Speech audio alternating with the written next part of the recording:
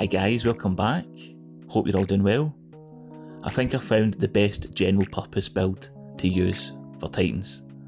It's Ice Fall Mantle on Stasis. So when we use our class ability, we will gain ×8 Frost Armour, which is 54% damage resist, and about half our health back. The footage you're seeing is Matchmaker and Master, so a -40 delta, and I absolutely carried these boys through it, thanks to this build. Ice Fall Mantles makes it so easy to survive and get damage resist, so let's take a look and see exactly what's going on. So looking at the subclass, Glacial Quake obviously, we want Rally Barricade to give us the shortest cooldown to use Ice Fall Mantle's recovery. Glacial Grenade is the best one to use for this because of the Stasis Shatters. I'm going to be using Tectonic Harvest and Diamond Lance to give us Stasis Shards to give us more Frost Armour and to freeze all combatants. Whisper of Refraction, defeat and slow their frozen targets grants you class ability energy. This just keeps our Ice Fall Mantle topped up and we can use it near enough all the time. Whisper of Conduction, Stasis Shards will track our position. Now this is good because it gives ability energy. Whisper of Fissures, increase the size and damage of Stasis Shatters and Crystals. This is great because we'll have Crystals all the time with Glacial Grenade and our Super. Whisper of Rime, your Frost Armour has increased duration and maximum stack count, so it goes up to 13 seconds and ×8. And then Whisper of Torment, you gain grenade energy when you take damage, and this effect is increased with Frost Armour.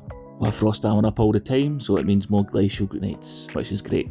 For our artifact perks, we want all the stasis ones, so one with Frost, Fever and Chill, Frost Renewal, and Frigid Glare as well if you're using a stasis gun. So Ulterior Observation is quite good for this. If you're not using a stasis gun, put on Shield Crush, as we'll have Frost Armour up all the time as well. Refresh Threads and Elemental Coalescence will give us ability energy for stasis shards and generate more stasis shards. So this way it's good for keeping our Glacial Grenades topped up and also a class ability topped up. So the setup with the build is dead simple. Use your class ability, throw your Glacial Grenades, and use your super as often as possible. What that will do is it will give you ×8 Frost Armour, so that's 54% of a damage reduction. When you use your class ability as well, you gain about half your health back, just your health bar. Nothing else is required, it will just gain it back.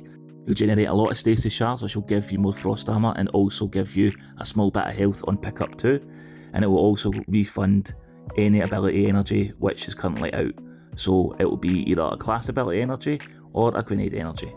This in turn will give us more Frost Armour and will give us more health. It's a very simple loop to keep you alive, it's a very simple loop to get you damage resist and to keep your health.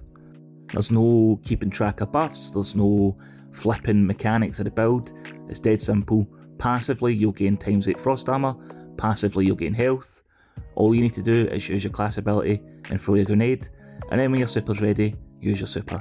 It is a very easy build to use, but it's so potent and it's just great for general use. In terms of weapons, if you manage to get a good Eartide Apex from Solstice with Heal Clip, use that. Heal Clip will just add even more survivability and top, just for using the thing.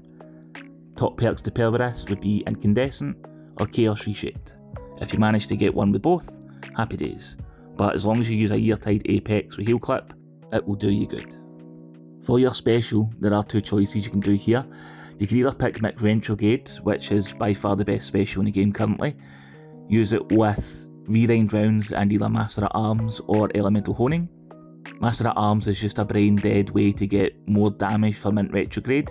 Elemental Honing is a bit more, but you can get it passively and it lasts up to 20 seconds. Or you can use the new Stasis Fusion Rifle, Lionfish FR4. Reconstruction is very good in the first column, and then in the second column you can choose either Rime Stealer or Controlled Burst. Rime Stealer will give you Frost Armour anytime you kill an enemy that is slowed, or you can destroy crystals with it, and then Controlled Burst is just more damage on top. For your heavy weapon, if you're doing any champ content with Unstoppables, then I would say Queenbreaker Bow is a great pick because it intrinsically stuns Unstops and it also puts out good damage. Or you can use Ulterior Observation, the Stasis LMG from Kepler. I recently did a video on a Stasis Acting build and it was the start of the show. The role I would use on this is Demolitionist and Killing Tally.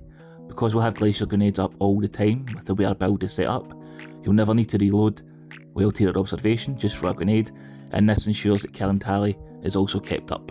Also, you can use frigid glare from the artifact, and any precision hits and kills you get with ulterior observation will freeze nearby combatants. Just quickly, if you're enjoying the video, please feel free to show some love. I'm on a big push just now to 1,000 subscribers, so anything you lads can do to help me out with that would be extremely nice of you. Alright, love you lots, cheers. The stats for the build are kind of your choice. My personal preference would be super and grenade, just so our glacial grenades and our glacial quake does as much damage as possible, but you can put into weapons and try and get as much heavy ammo as you want. But if it was me, I would go more super, more grenade energy. I know this build is obviously based off your class ability, but because we are using the fragment where when we kill slowed or frozen targets we gain class ability energy, we don't need a lot of class ability, probably about 70. So if you can get 70 class and then pump as much into super and grenade as possible, then that will see you right. In terms of armour sets, my personal preference would be just to play completely into damage resist and healing. 2 pieces of the trials to full crown, because then anytime you pick up a piece of ammo, you get a big health bump, and then 2 pieces of the force converter, the alternative armour that you can get on Kepler. I do believe you need to complete the mythic campaign to get this, but when you get a kill with Wind Retrograde, this will give you Concussive Dampener, which is about 20% of a damage resist bonus to area of effect from enemies, and then 60% damage resist bonus from area effect to yourself. So 2-piece trials, 2-piece force converter, the alternative armour set from Kepler makes you heal more and makes you more tanky. In terms of your mods, double super font in the head, because we'll be getting armour charge through a different method. In your arms, I would either do double grenade font, or causing damage your grenade gives you class ability energy. For your chest, any ammo generation mods that you want, or you can put on some damage resist mods. For your legs, elemental charge and stacked up, so when we collect frost shards, we will get an escalation chance to gain an armor charge, and because we have stacked up, that armor charge will turn into 2 armor charge. This will give us plenty of uptime on our fonts, which means more super and grenade damage. Also put in a better already in your leg mod, because when we use Powerful Attraction in Reaper along with our Ice Fall Mantle class ability, we will gain a chunk of health and then collect any orbs around us, which also starts health regeneration. And that's it. Hopefully I've convinced you to give Ice Fall Mantles a try. Definitely one of the most easiest and potent builds I've made in Edge of Fate, so definitely give it a shot if you're looking to spice things up on Titan. Other than that, I appreciate you watching the video, and I appreciate you being here as always. If you liked the video, as I said before, feel free to show some love. Other than that, I'll see you soon for more Destiny 2 content. All the best, cheers.